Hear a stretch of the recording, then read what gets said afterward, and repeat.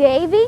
Why aren't you playing? Oh, I don't feel like playing. I got problems. Big problems. It was just like in Bible study last night. We were talking about David, and he had a big problem too. This one was named Goliath. Is this a true story? Yes, but let's start at the beginning.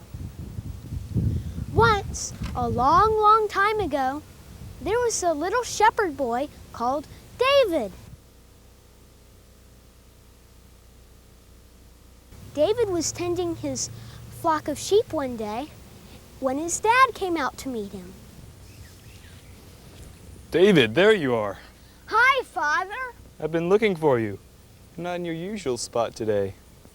I brought the sheep here to drink today. They were afraid of the water on the mountain, but down here the water is peaceful and still. So it is. David, the reason I've come, I'm worried about your brothers. There was Saul fighting the Philistines. We've not heard from them in a very long time. I want you to go and see how they are, if they are well. I have some baked grains and some bread and some cheese for their commanders for you to take. Yes, Father.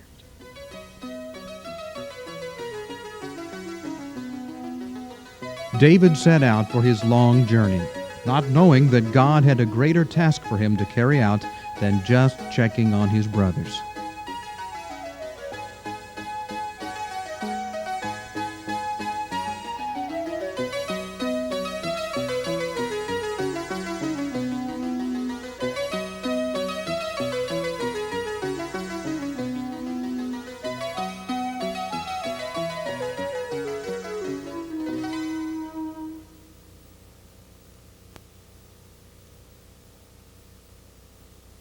Sir, a young boy is approaching. Finally, David reached the camp. His brother Abinadab was the first to greet him. Good morning, Abinadab. David, what are you doing?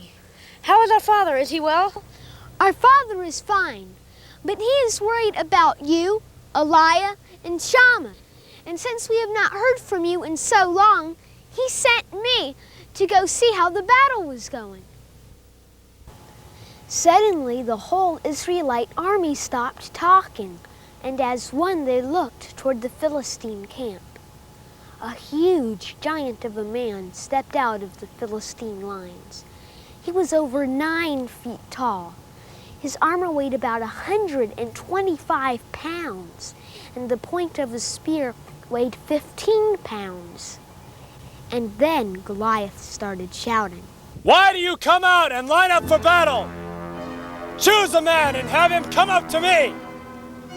If he is able to kill me, then we will be your servants. But if I am able to kill him, then you will be our servants. This day I defy the ranks of Israel. Give me a man to fight. He comes out here every day to defy Israel. I hate hearing him cursing God. "What will be done for the man who kills this Philistine and removes this disgrace from Israel?" The king will give him great wealth and his daughter's hand in marriage. And his father's family will not even have to pay taxes. Who is this man that he should come out and defy the armies of the living God? Why have you come down here, and with whom did you leave those few sheep in the desert? I know how conceited you are and how wicked your heart is. You came down only to watch the battle. Now what have I done? Why are you angry? Can't I even speak? I only ask who the Philistine is who defies the army of the living God. Eliah resented David and thought he came only to see the battle. David was genuinely concerned and questioned people throughout the camp about Goliath. How could this man openly defy God's army? When a horseman overheard David, he quickly went to King Saul, who in turn had David brought to his tent. David then talked with King Saul about facing the Philistine giant.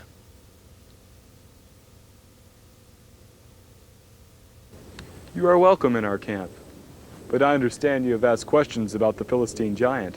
O king, let no one lose heart because of this Philistine. I will go and fight him. You are not able to go against the Philistine and fight him. You are but a boy. He has been fighting ever since he was a boy.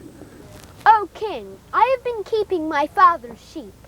When a lion or a bear came and carried off a sheep from the flock, I went after it and rescued it from its mouth. When it turned on me, I seized it by its hair and killed it. Sir, I have killed both the lion and the bear. This Philistine will be like one of them because he has defied the armies of the living God.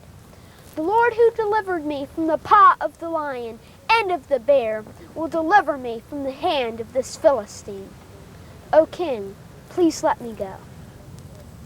Because of your faith, go, and the Lord be with you. Servants, dress David with my tunic and my royal armor. Did he put it on? Did he put King Saul's armor on? Yes, but it was too big and bulky for him. In fact, he couldn't hardly move around. I bet that was funny, him trying to walk around in King Saul's armor. It was. So he had to go back to King Saul and tell him that the armor was too big.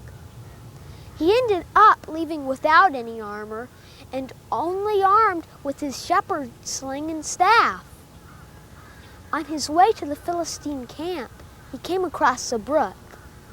And in that brook, he picked up 5 smooth stones. Later, when approaching the Philistine camp, a soldier on a large black horse spotted David, and he went and warned Goliath that someone was coming to do battle.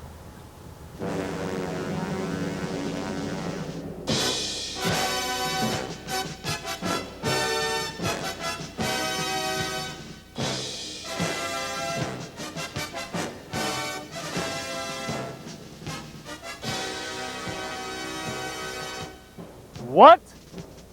A boy? Is this some kind of joke? Am I a dog that you come to me with a stick? Come here.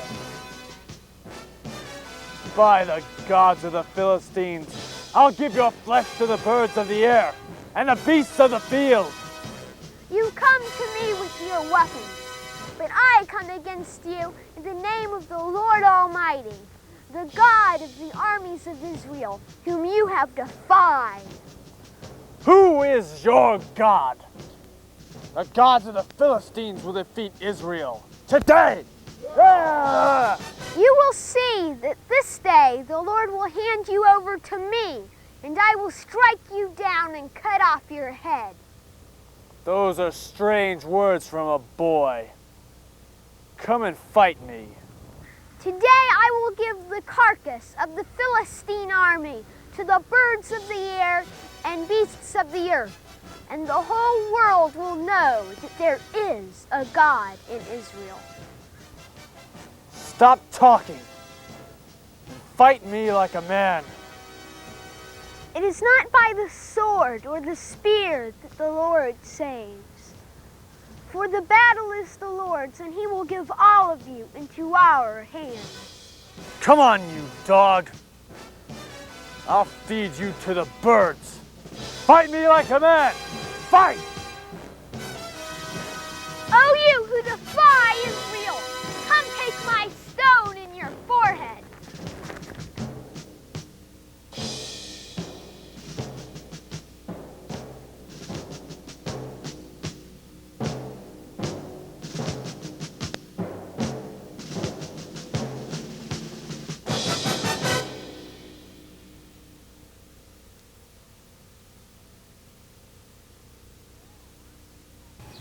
Boy, I see what you mean by a big problem. I sure wish I could handle my problems like David handled his. But Davy, you can. All you need to do is to call on God. Remember what David said.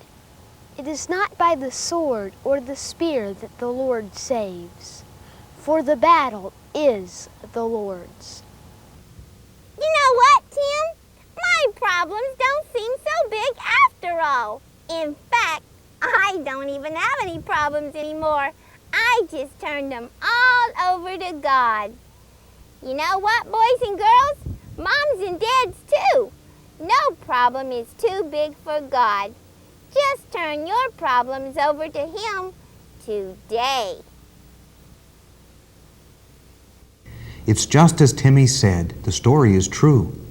Later, the shepherd boy became the greatest of the Hebrew kings, regarded as a wise administrator, able military leader, founder of a dynasty during the most glorious era of Jewish history. But most importantly, he was dedicated to God.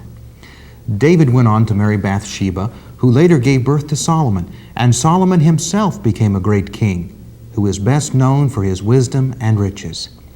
He too was dedicated to serving God. Did you know that it was David who wrote the Psalms in the Bible? For example, "The Lord is my shepherd, I shall not want. He maketh me to lie down in green pastures. He leadeth me beside the still waters. He restoreth my soul. He leadeth me in the paths of righteousness for His name's sake. Yea, though I walk through the valley of the shadow of death, I will fear no evil, for Thou art with me. Thy rod and Thy staff, they comfort me. Thou preparest a table before me in the presence of mine enemies. Thou anointest my head with oil, my cup runneth over.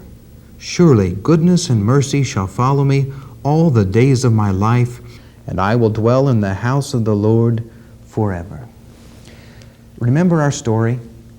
David, the little shepherd boy, was able to slay the big bad giant because he trusted God to take care of his problems. And so can you.